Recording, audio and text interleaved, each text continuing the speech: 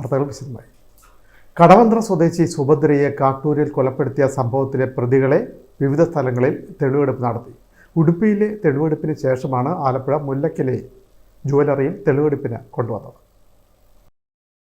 കടവന്ത്ര സ്വദേശിയായ 73 വയസ്സുള്ള സുഭദ്രയെ കാട്ടൂർ കോർത്തുശ്ശേരിയിലെ വാടക വീട്ടിലെത്തിച്ച് കൊലപ്പെടുത്തി കുഴിച്ചുമൂടിയ കേസിലെ പ്രതികളായ കാട്ടൂർ പള്ളിപ്പറമ്പിൽ മാത്യൂസ്, കൊച്ചി മുണ്ടംവേലി നട്ടച്ചിറയിൽ ശർമിള എന്നിവരെ വിവിധ സ്ഥലങ്ങളിലെത്തിച്ച് തെളിവെടുപ്പ് തുടരുകയാണ്.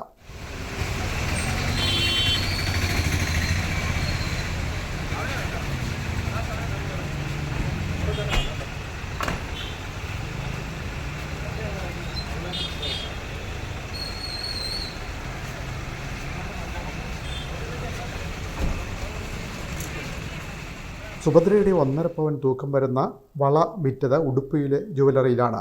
മണ്ണഞ്ചേരി പോലീസ് പ്രതികളുമായി ഉടുപ്പിയിലെത്തി കഴിഞ്ഞ ദിവസം വള കണ്ടെത്തിയിരുന്നു.